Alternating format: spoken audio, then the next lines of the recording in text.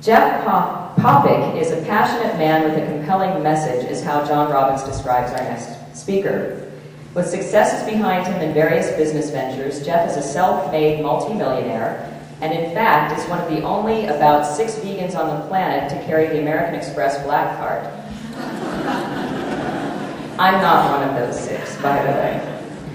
Nowadays, however, Jeff has divested himself of all his other business interests and is focusing his considerable resources on promoting veganism.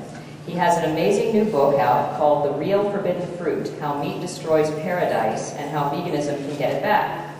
And he also recently launched a new line of premium animal-free bar soap called Veganism, which is revolutionizing the natural bar soap market with its very affordable price tag. Indeed, with a style all his own, Jeff has a way of stirring the pot. Please welcome Jeff Popick.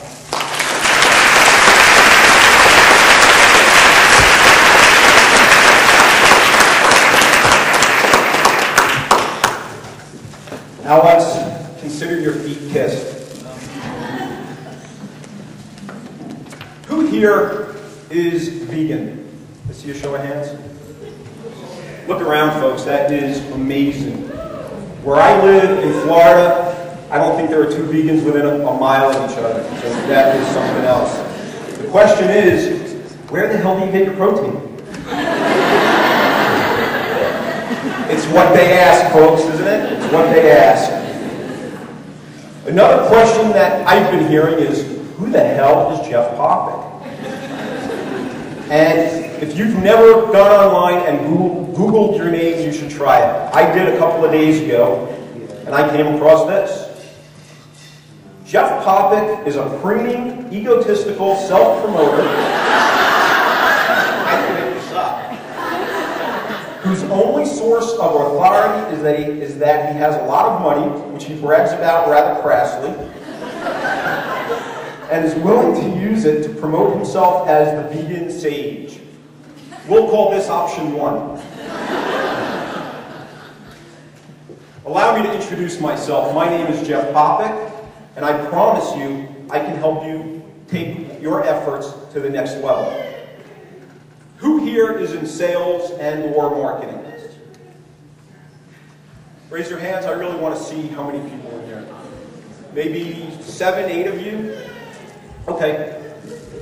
When I was a kid, actually I was a very fat kid. And I ate all the things that fat kids eat. And I actually had quite a fireball habit. Fireball, they may still be around. Fireballs were these little round, hard, cinnamon-flavored candies. And I had a habit of eating these fireballs. And I had really no money, as most 6th graders don't. This was back in the 6th grade. And my parents had no money to speak of. So I figured, well, I'm going to take a few extra fireballs with me to school and sell them and subsidize my fireball habit. I took a few handfuls to school and I sold them all. The fireballs cost me a penny a piece. I sold them for 2 cents each, or 3 for a nickel. Within 3 months, and this is no exaggeration, within 3 months, I was selling 500 fireballs a day. I was selling them, God's honest truth. I was selling them to students. I was selling them to teachers. The school administrators had to step in and issue a mandate that said I could no longer sell fireballs because I was taking all the kids' lunch money. That ended my fireball career, but a salesman was born. And since then I've had some failures, but I've had many great successes. And as Susan said, I am now focused squarely on promoting veganism. And I promise you, I can show you how to take your efforts to the next level. I assume everybody in here, if you raise your hand, who here is a proponent or an activist for animal rights? Everybody. Except I think I see a couple that maybe aren't. We got to investigate those.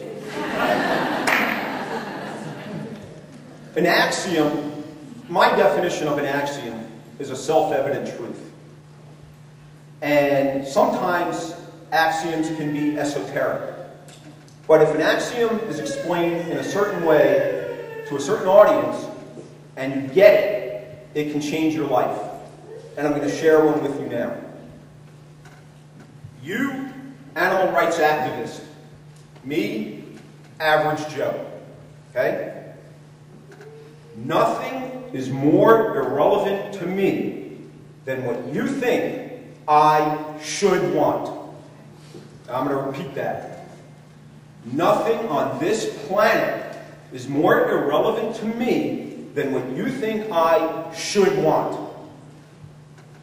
Animal rights activists, you people spend your time telling people what they should want. And the McDonald's and the Burger Kings of the world are laughing all the way to the bank. But the animals need you to get this. They need you to take your efforts to the next level. McDonald's, Burger King, Baskin-Robbins, Chevrolet, Pepsi, you name it. Not one of them ever tells you what you should want. Never, never, never, never.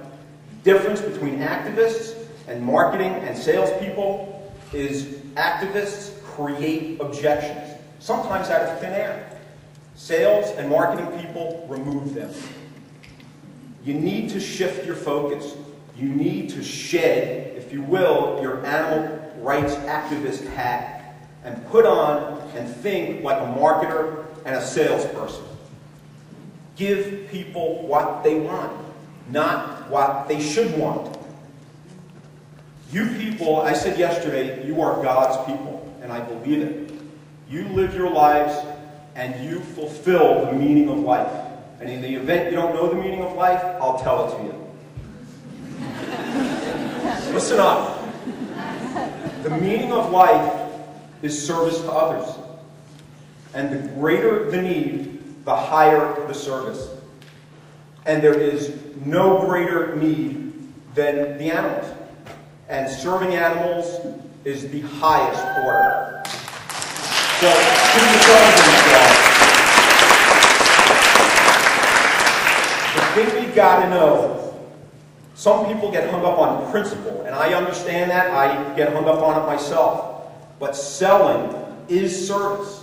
Selling is service, and it allows you to take your efforts to the next level.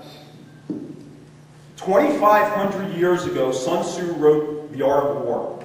And militaries and governments for eons read this book and studied this book.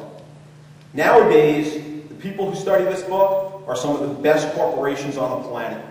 Because The Art of War, on page 2 of The Art of War, says, supreme excellence consists in breaking the enemy's resistance without fighting.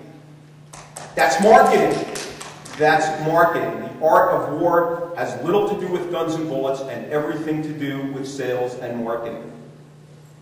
Earlier today, in case you didn't believe what I'm telling you, I, with the assistance of my beautiful wife Debbie and my not-so-beautiful associate Mike Eldridge, we played a little trick on some of you. We put out 50 free vegan cookies and 50 free vegan celery sticks. And we offered them to whoever wanted them. In 1 hour, the 50 cookies, 50 people chose the cookies. 9 of you chose the celery sticks. And 3 of the 9 took a cookie also.